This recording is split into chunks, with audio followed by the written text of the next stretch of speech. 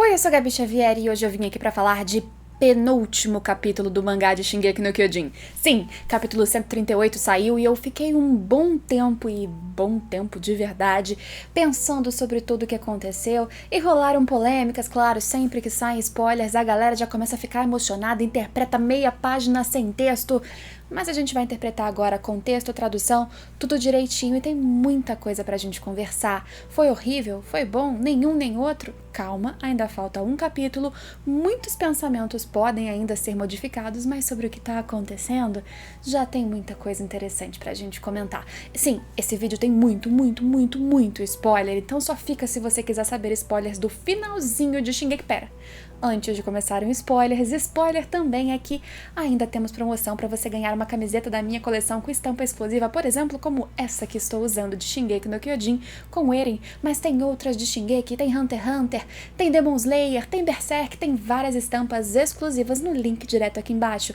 Coloca 3 camisetas no carrinho e uma sai de graça só usando o cupom uma camiseta. Aproveita depois e clica no link, não perde porque é por tempo limitado. Agora, vamos comentar capítulo 138, penúltimo do mangá de Shingeki no Kyojin.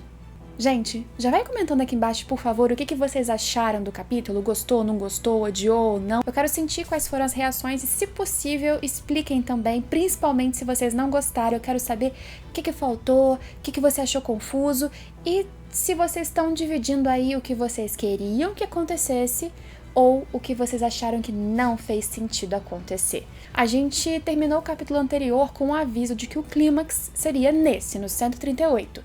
E por isso que quando muitas pessoas já estavam no 137 desesperadas porque o Eren tinha morrido com uma simples explosão e a aliança saiu toda viva, eu falei, calma, porque o clímax é depois e com certeza o Eren ainda tá ali.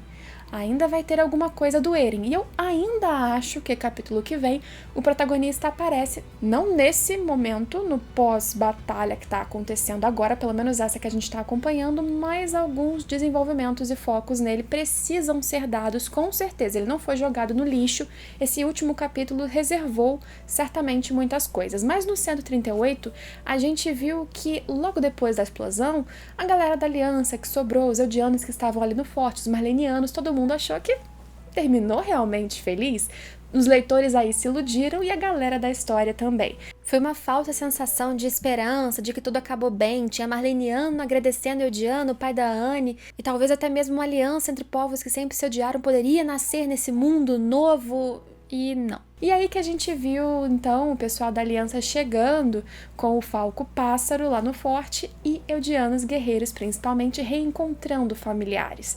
A Pique reencontrando seus pais, Falco, Iden chorando ali pelo coach. Vemos também que a Gabi encontra os seus pais e fala pra Karina, que é mãe do Reiner, que tá ali, que olha, o Reiner continua lutando. E ela fala, eu vi, né? Ela tem uma certa admiração e com certeza muita culpa, porque ela foi uma mãe muito manipuladora e péssima, né? Vamos combinar. E é através da Karina que a Anne, que fica olhando todo mundo ali se encontrando, descobre que o seu pai, o senhor Leonhardt, que foi responsável por toda essa galera lá de Libério, né? Que deveria estar embaixo dos pezinhos do Colossal para que eles conseguissem chegar no forte. Foi ele que ameaçou Marlenianos, pegaram o trem, chegaram lá, estavam vivos.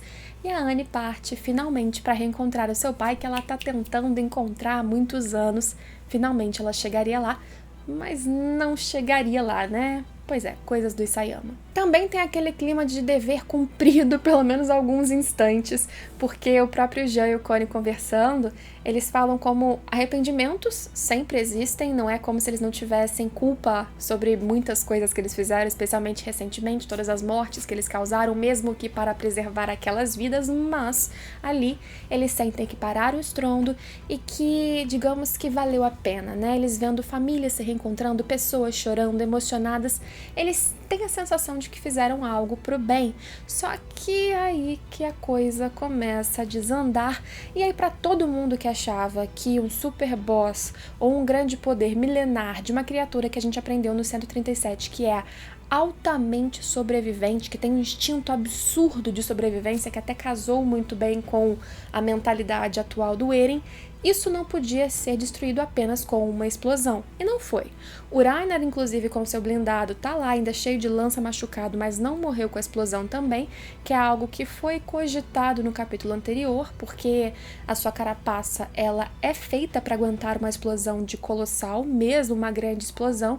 O Armin, obviamente, após a explosão também está vivo.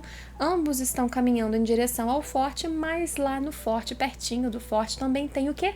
O minhocão brilhante. O parasita continua vivíssimo, descolado do corpo anterior, que era o do Eren, e continua intacto aparentemente depois da explosão. E eu continuo achando depois desse capítulo, na verdade, continuo achando mais ainda depois desse capítulo, que o parasita, ele é, como a gente já entendeu, um ser pré-histórico, do começo, da origem, a fonte de toda a matéria orgânica, e um ser que sobreviveu por milênios e que quer sobreviver e que faz de tudo para sobreviver, e que ele se associa a organismos vivos, aos eldianos nesse caso, para continuar sobrevivendo. Ele precisaria ter um vínculo com esses seres humanos, pelo menos para atingir o seu ápice de poderes. Antes ele era só uma minhoquinha nadando no fundo, embaixo da raiz de uma árvore, e com o Eren, na minha opinião, ele atingiu isso ao máximo. E tem umas questões sobre o Eren também parecer muito mais uma criatura do que um ser humano no final desse capítulo, mas a gente chega nesse ponto no fim desse vídeo, então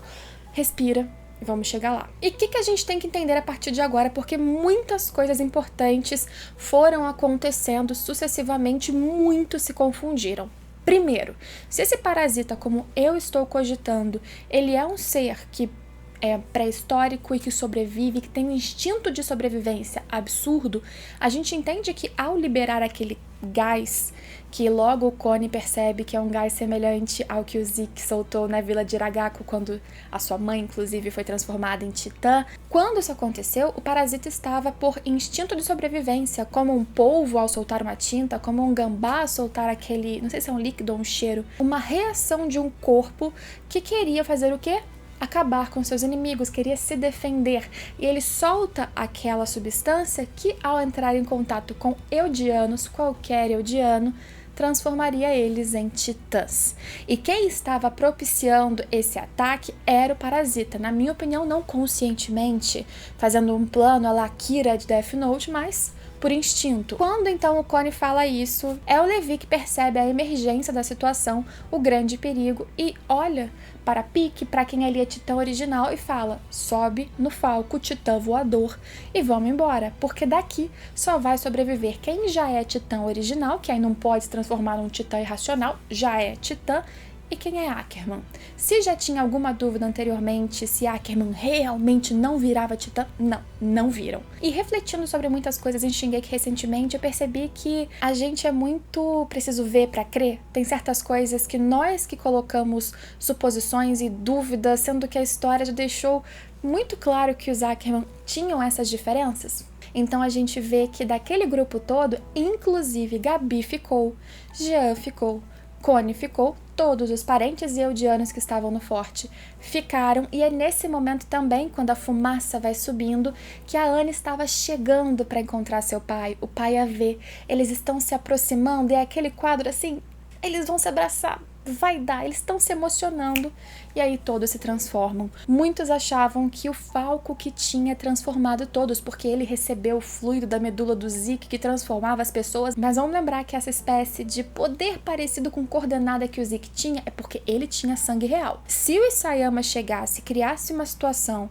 em que o Falco ave, que já é uma ave porque tinha o negocinho lá, o fluido do Zeke bestial, ele também controla titãs por causa do fluido, aí a gente teria uma situação em que Marley poderia sucessivamente, através do fluido do Zeke, criar vários titãs overpower. Eles podiam ter pego esse fluido do Zeke bestial, dado pra Anne, pro Colossal, pro Blindado, e todos eles controlariam titãs. Será que eles nunca tentaram fazer isso? Acho muito difícil. E aí a gente entende também que quando o Falco vai embora e ele grita dentro do seu titã e o seu titã também dá algum barulho, aquele grito era um grito de desespero, porque o Falco estava deixando para trás, inclusive a Gabi, que ele prometeu pro Reiner para si mesmo salvar, e ali ele não tinha o que fazer, a Gabi seria transformada. E todos são transformados. O pai da Anne na cara dela, e ela sai rolando como a gente vê, e por isso ela sobrevive não esmagada. E toda a família da Pique, que não queria deixar a família para trás, mas o Levi fala, tem que todo mundo vir. Eles saem voando e todos se transformam em titã. Ficou em dúvida? Eu inclusive circulei para vocês. Tem titãzinho do Jean, do Connie e da Gabi. Sim. Todos transformados em titã irracional por tudo que a gente viu até agora no capítulo 138, através da vontade do parasita, que tem um instinto de sobrevivência. A gente vê nessa cena também que os malenianos que tinham medo de deixar os eldianos chegarem, porque Eldiano vira titã a qualquer momento, eles meio que tinham uma razão ali para ter medo, né? Porque tá todo mundo quase sendo esmagado, comido, engolido, ali cercados dos titãs recém-transformados. Onyankopon, que não é Eldiano, ele é de uma nação que tinha sido escravizada por Marley e por isso lutava pró-Eldia contra Marley. Ele, como não Eldiano, também tá ali ferido, tentando se esconder. Fala com a Anne quando eu disse que ela caiu rolando e a Anne ali se transforma. Mais pra frente, a gente vai ver que então esse parasita, ele continua sendo combatido pelo Ragnar. A Anne transformada também tenta o segurar em uma cena. A própria Pique também se transforma depois e vai pra batalha. Esses três guerreiros tentam parar de alguma forma esse parasita, mas todos os titãs irracionais, incluindo amigos como Jean e Connie, estão lá tentando matar, inclusive o Ragnar, que não viu muito bem o que aconteceu, ficou meio chocado, mas ele conseguiu identificar os titãs dos seus ex-amigos e até o titã da mãe dele. Pesado. Gente, vou falar um negócio pra vocês. No último vídeo, eu disse que eu esperava algumas mortes a mais, algum impacto. Eu sabia que a coisa não ia ser Avengers, clima feliz, como foi no 137. Eu esperava um plot twist, já que o capítulo já me prometia um clímax, mas eu meio que me arrependi de pedir por morte, porque matou todo mundo. Matou todos, assim, uma coisa enlouquecedora. Ok, a gente não viu realmente os originais ali que restaram. Ragnar, Pique e Anne morrendo, mas eles estão prestes a morrer. Se não morrerem ali, daqui a pouco morrem. E se não morrerem ali, os 13 anos, também tivemos a confirmação de que eles existem. Essa é uma das coisas que também a gente precisava ver pra crer, né? Foi dito a história inteira que tinham 13 anos e a gente especulou que era mentira. Esse capítulo também meio que confirmou que é verdade a questão dos 13 anos. Mas eu não achava que Gabi ia morrer. Eu não achava que o Jean ia morrer. Todo mundo basicamente morreu, porque se transformaram em irracionais. E eu vou fazer vídeo de várias teorias que eu já fiz aqui na minha cabeça.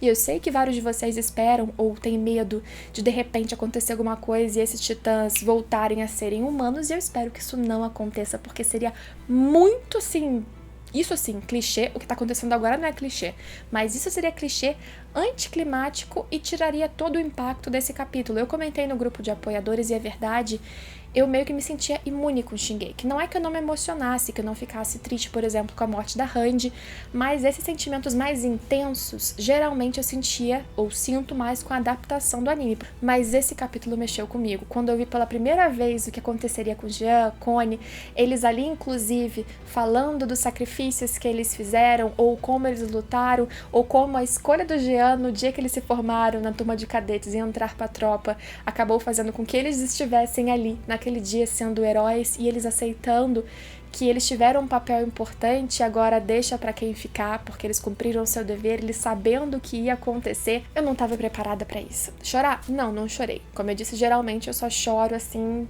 assistindo a coisa em movimento mesmo, geralmente, mas fiquei impactada. Aquela sensação que eu não tinha há muito tempo, com muitas histórias, que é tô sofrendo, tô com raiva, e é bom sentir isso. Dito isso, pra mim, até o meio do capítulo, que é mais ou menos nessa parte, pra mim o 138 andou muito bem.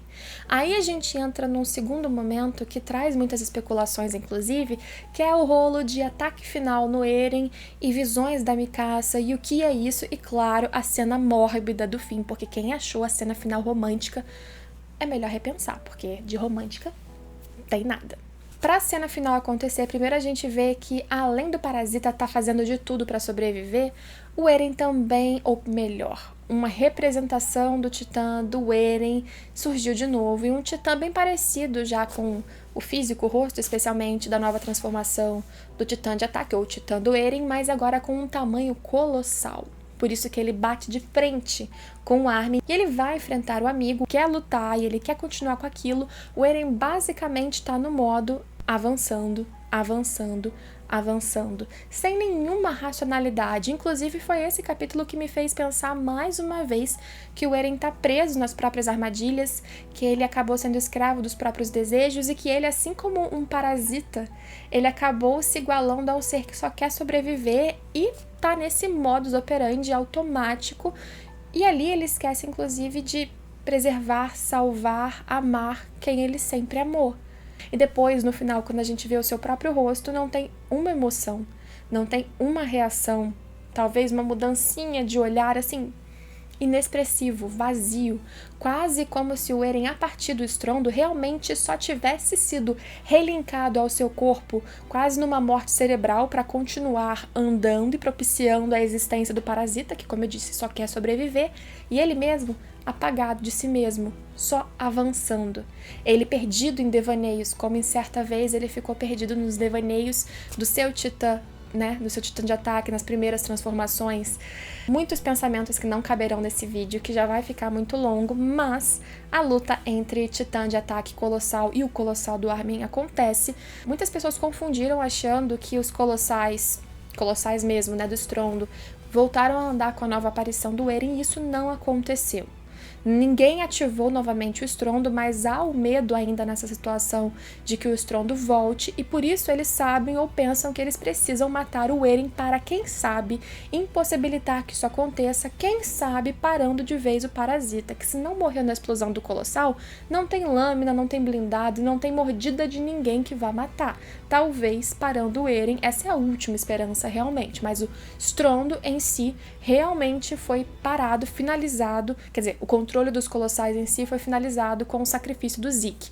Isso não foi um furo, porque não foi contrariado, não até esse momento no 138. E comentário adicional, a primeira página do capítulo é só para te mostrar que enquanto o estrondo ainda acontecia e os colossais andavam, existiam colossais matando e destruindo outras pessoas ao mesmo tempo em que essa batalha estava acontecendo, porque mundo afora pessoas estavam morrendo, não era só num pedacinho de Marley. Agora, sobre o tamanho do Eren, realmente não tem nenhuma explicação. Pode ser uma forçação de barra apenas para ele bater de frente com um Armin colossal. A gente pode cogitar de novo que, como ele entrou numa simbiose muito louca com o parasita, ou com as particularidades do parasita, ele tem a capacidade de se transformar em algo gigantesco, como ele fez com o Titã de Ossos, e assim ele permaneça se transformando o tempo todo, de novo, na minha opinião, de uma maneira instintiva, para a sobrevivência, avançando de forma automática. Mas a verdade é que não, a história não deu nenhuma explicação aprofundada sobre esse super Eren gigante, e isso não necessariamente está vinculado à coordenada. Para mim, está vinculado no máximo a esse vínculo muito grande que ele tem com o parasita, que é a fonte de todo o poder. A gente fica durante muito tempo atribuindo a Ymir o controle de tudo, a Ymir que tá só de voyeur, aparece aqui e ali nas cenas, inclusive no final, naquela cena polêmica, mas pra mim a fonte de tudo é o parasita, né? Eu não sei muito bem qual é o papel da Ymir, é algum papel, na minha opinião agora, mais emblemático, simbólico. Isso só vai ser revelado no último momento, daqui a um mês. Tá acabando, né, gente? Só um mês. Enquanto os amigos lutam, chega lá o pássaro, com as únicas pessoas que podem acabar com o Eren, e a Mikasa, ela ainda tá se recusando a fazer isso.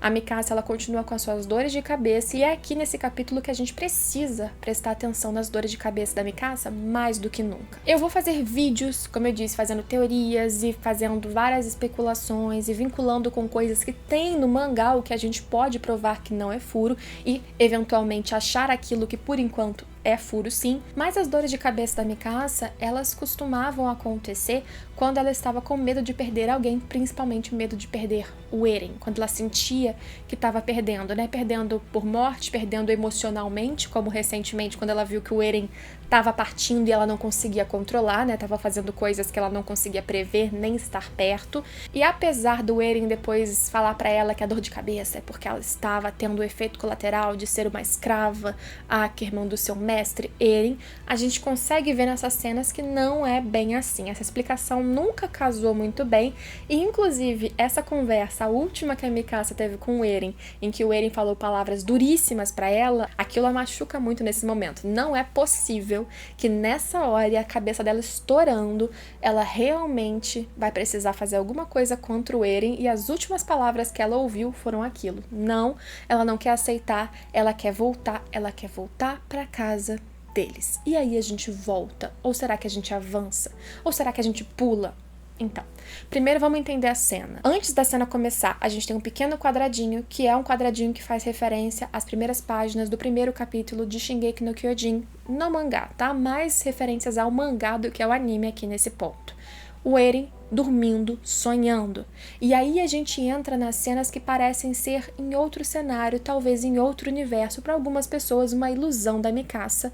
A gente vai fazer vídeo sobre isso, mas vamos lá. Nessa visão, ela estaria com o Eren, e o que a gente entende é que esse seria um cenário em que o Eren, lá em Marley, quando foram todos fazer aquelas pesquisas e o Eren acabou decidindo atacar Marley, ficar por lá mesmo, se infiltrar e tudo começar, tudo isso seria diferente, porque naquele momento o Eren não decidiu fazer o genocídio, cometer o genocídio que ele está cometendo. A decisão dele seria diferente.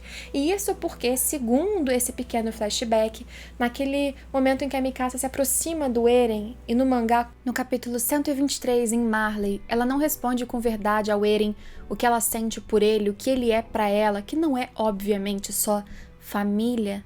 Naquele momento em que parecia ainda haver outra saída na cabeça do Eren, a Mikasa recuou. Aí já jogando outra pulguinha na cabeça de vocês. Por que o Eren perguntou aquilo naquela hora? Ele teve uma visão, por acaso, daquela cena em outro momento? E o que ele viu foi diferente do que aconteceu? Ou não? Nessa realidade, nesse devaneio, nessa cena, ela teria dito sim algo a ele, como, por exemplo, falar para eles viverem em paz, para sobreviverem, algo que levou o Eren a desistir de tudo e aceitar viver os seus 4 anos restantes com a Mikasa, isolados. Eles fugiram daquela realidade, ele não foi enfrentar Marley e o mundo, matar todos, ele simplesmente tentou viver um período final de paz com a Mikasa sozinhos. Não sabemos onde eles estão, mas eles partiram de Marley para esse exílio e aparentemente o Eren cortou cabelo, virou agricultor e viveram ali bem, tranquilos. É claro que os dois, claramente, nessas lembranças, carregando muitas culpas de estarem ali, dúvidas, mas o que a gente vê é que o Eren, 4 anos depois, morreria pela maldição, pelo que a gente vê dos 13 anos. A realidade de Titãs não acabaria. Mais que isso, essa cena, inclusive, seria 2 meses depois do fim da guerra de Marley contra a nação do Oriente Médio. Lembra aquela guerra que agora, por exemplo, abriu o arco de Marley, abriu o anime? Essa guerra, esse fim da guerra, 2 meses depois, seria esse momento em que eles estão ali. O Eren tá comentando. Então, provavelmente, agora eles invadiriam Paradis e que o Armin, com certeza, estava tentando articular politicamente, evitar maiores danos e certamente procurando os 2 amigos. Então, os 2 fugiram sem falar pro Armin. O Eren ali, inclusive, fala que ele jogou a Ristora às feras. Nessa situação, nessa lembrança, vamos falar assim, ele não teria feito de tudo para poupar a Ristora, como está fazendo na realidade que nós estamos acompanhando até este capítulo, e ele teria ficado simplesmente ali com a Mikasa. Inclusive, ele fala que se o pessoal em Paradis não fugir, todos vão morrer. E aí que a gente tem esse pequeno saltinho depois para a cena em que ele morre. Ele tem ali uns traços da transformação de Titã, o que dá a entender que ele se transformou em Titã por algum motivo naquela cena, logo antes de morrer, e aí a gente tem uma fala e uma cena com a mesma roupa, com tudo igual, da Mikasa, que aparece pro Eren só um pedacinho no primeiro capítulo. É o que abre o mangá de Shingeki no Kyojin. Mas, se for o que a gente tá vendo agora, não é um loop temporal. Na verdade, tá parecendo mais para um multiverso ou realidades temporais paralelas. E eu, para analisar isso, faço um mix de Steins Gate com Dark principalmente. Já comentei aqui no canal também que o Isayama se inspira abertamente em um jogo chamado Muv-Luv, que tem essa história de linhas temporais paralelas e do protagonista que fica voltando pra corrigir e só piora a situação toda do final.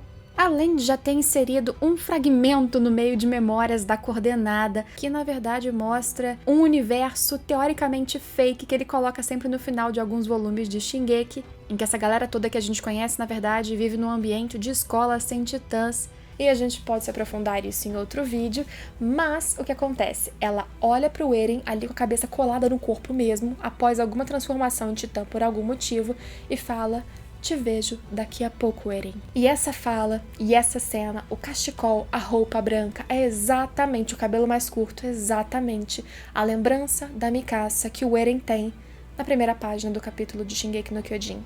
E a gente já supunha recentemente que era uma cena em que ele morria, porque ele via a Mikasa falando te vejo daqui a pouco e tudo ficava preto e ele acordava, criança, depois de o sonho mais longo da vida dele. E sabe qual é o nome desse capítulo? Um longo sonho. E a gente voltando para a realidade, antes de falarmos sobre esse sonho, pequenas teorias, né, que a gente vai aprofundar mais pra frente, o que a gente vê é a Mikasa fazendo referência de que não vai tirar cachecol, como o Eren dessa realidade falou pra ela, que ela não vai esquecê-lo após a sua morte, que isso é impossível. Ela tira o cachecol que estava ali enrolado na cintura dela, não sei onde, coloca em volta do pescoço e fala pro Levi: o Eren tá na boca do Titã, me ajuda a entrar na boca que eu vou matar ele. E ela decide ali matar o Eren, a Mikasa que se recusava a atacar o amigo, que o defendia acima de tudo, que queria estar ao lado dele, o preservando pra sempre. Ela tem essa memória que eu não sei se ela tá em consciência do que é, e ela volta decidida a dar um fim a essa situação, sofrimento, caos. A verdade é que um titã do Armin recebendo um soco, ele segura de alguma maneira o titã do Eren para que o Levi utilizasse uma lança do trovão, todo quebrado, mas ainda conseguindo utilizar para abrir um buraco no dente do titã do Eren. A Mikasa entra e a gente tem aquela cena dela cortando, sim, o pescoço do Eren, que estava, como eu disse, muito semelhante, inclusive, esteticamente ao Parasita, inexpressivo, não fala um A, e para mim isso vai ter explicações e mais desenvolvimentos ainda no último capítulo, apesar de, sim, o capítulo 138 finalizar com a cabeça dele solta, a Mikasa morbidamente, terrivelmente o beijando, o único beijo que pelo menos nessa realidade ela conseguiu dar no Eren. Parece que ele faz um biquinho, mas talvez ele apenas tenha morrido mesmo e aí deixou o músculo relaxado. Verdade é que foi mais uma cena irônica do que romântica. E aí a gente vê no cantinho ali, olhando e com um leve sorriso no rosto, Ymir Fritz. O que essa Ymir Fritz estava fazendo? Ela olhava casais se beijando desde a sua existência no passado, ela apenas shippa todo mundo e fica querendo juntar casais, independente de mortes alheias. Para mim, Ymir Fritz é o maior mistério até agora que precisa ser explicado, mas sim, a gente também precisa entender esse lance de sonho, devaneio ou realidade paralela da Mikasa. E é aqui que eu admito rapidamente que eu tenho um pouco de medo dessa informação de ser um multiverso, talvez nessa reta final, mesmo que tenham provas, foreshadows, easter eggs anteriores, porque isso pode abrir premissa para vários furos e, bem, vamos aguardar. Primeiro que nesse devaneio a Mikasa, já mais velha, é acordada pelo Eren de um sonho muito longo que a faz chorar e ela nem sabe muito bem porquê. E isso te lembra a cena do início do mangá com o Eren criança e com certeza isso não é à toa. Os dois tiveram um longo sonho. Na minha opinião, entretanto, o que o Eren viu lá claramente foi um futuro que ele não vivenciou, um futuro em que ele não atacou Marley, um futuro que apesar disso seus amigos ficaram correndo perigo, que ele não defendeu Parades e tanto ele quanto Mikasa sentiam um certo arrependimento e um "e se tivéssemos feito diferente?". Será que foi o próprio Eren que passou essa vontade, essas memórias logo antes de morrer para si mesmo? Porque a gente não tem a resposta de quem mandou esse sonho. Isso a gente vai entrar no próximo vídeo com teorias, tá? Mas a Mikasa, ela também teve um longo sonho que talvez também fosse um espelho da outra realidade. Talvez essa Mikasa tivesse visto um futuro em que ela precisou matar o Eren, por exemplo. Se isso for um universo de realidades paralelas, em muitas histórias a gente tem um efeito que essas realidades elas são espelhadas, muitas coisas acontecem parecidas, mas por causa de certas decisões, se eu vou para a esquerda ou se eu vou para a direita, os acontecimentos começam a tomar rumos progressivamente diferentes, ou seja, cada vez mais diferentes. E foi essa fala da Mikasa não que mudou o rumo de tudo, mas talvez essa seja uma das grandes ações que fez com que o Eren mudasse de ideia. Talvez para trás o Eren também tenha vivenciado pequenas situações diferentes para que naquele ponto ele ouvisse a Mikasa e decidisse fugir. Porque o que a gente acompanhou desse Eren que atacou o mundo todo, que a gente tá vendo que acabou de morrer, foi um Eren que foi muito bem construído pra querer a liberdade e não ouvir mais ninguém. Será que esse mesmo Eren, se a Mikasa tivesse falado o que falou na outra realidade, teria concordado? Talvez não, mas são realmente realidades espelhadas? E se a Mikasa recebeu esse sonho mesmo, quem mandou? Ou ninguém mandou? É só um efeito, como eu disse, um reflexo, um bug, até como o Okabe de Steins Gate às vezes tinha uns pequenos flashes, ou até mesmo as dores de cabeça da Mikasa que ela sentia, era uma necessidade de nunca esquecer o Eren, não quero esquecer, não quero perder, não importa o que eu faça, em nenhuma realidade ele sempre acaba morto e aquilo dá um bug na Matrix, na cabeça da Mikasa. Pode ser, mas isso, como eu disse, são especulações, eu estou há muitos minutos falando aqui, eu vou ter que cortar bastante esse vídeo, mas eu volto com 1, com 2, com 3, com 4, com 5 vídeos extras e concluindo o que eu acho desse capítulo. Eu, quando comecei a ver os spoilers, assim como vocês, eu fui de, meu Deus, que coisa horrorosa, o que tá acontecendo, até de repente perceber que o capítulo me trouxe muitas emoções, que são revolta, que eu não queria que tivesse acontecido assim, que eu queria que tivesse sido diferente, mas não necessariamente tudo porque foi mal feito, muito pelo contrário. Muitas pessoas não tentaram entender o que estava acontecendo, não viram um vínculo que existia entre o que está acontecendo agora e literalmente o começo do mangá, ou seja, para dizer que você pode não gostar, mas não foi tirado do nada, e aí começam a mesclar com coisas que realmente não foram bem explicadas, como por exemplo Ymir Fritz, que continua sem ser explicada, o bebê da Historia, que é da Historia apenas, não é do Eren até esse momento, embora muitas pessoas afirmem como verdade. Isso precisa ser explicado. Obviamente agora essa associação entre supostas duas realidades, supostos dois sonhos sobre supostos dois fins, isso precisa ser muito bem delimitado, mas temos todo um último capítulo para explicar essas últimas coisas. Dá para acontecer. Eu espero que não tenha retorno daqueles que foram. Quem virou Titã, vire Titã, morra. Não sabemos se com a morte do Eren, um parasita que parecia depender de um hospedeiro primordial, ele realmente vai morrer, vai sucumbir, ou vai voltar a ser uma existência sem grande força. A gente não sabe se a maldição dos titãs, nesse universo caótico do genocídio do Eren, realmente vai ter terminado, mas o que a gente viu até esse momento foram supostas duas realidades em que uma, o Eren decidiu cometer um genocídio e na outra não.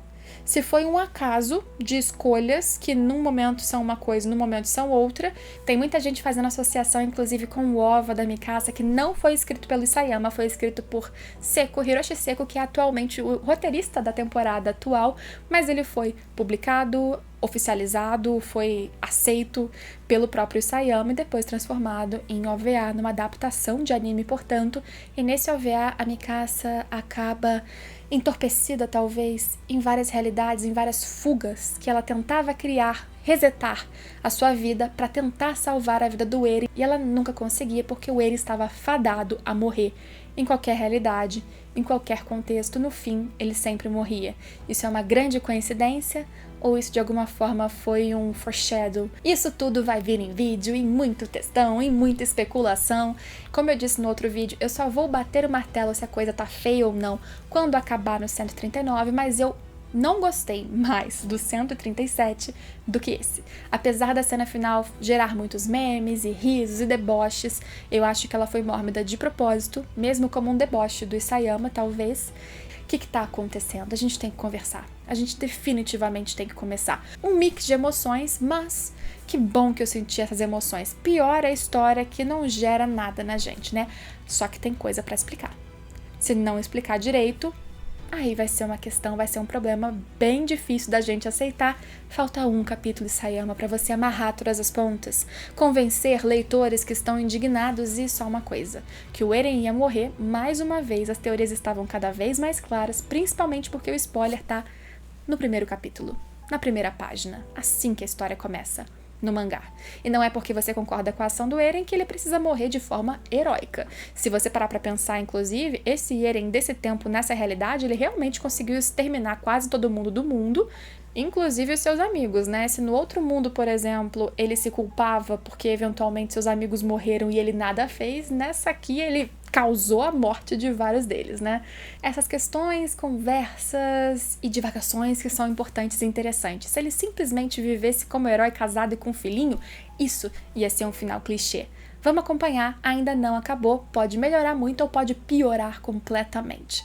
Me diz o que você achou, deixa o seu like, tem muito que a gente conversar, explicar e teorizar, então fica ligado e se inscreve para não perder nada. E não perde a promoção das camisetas também não, porque é tempo limitado. A gente se vê em todos os próximos vídeos. Tchau, tchau!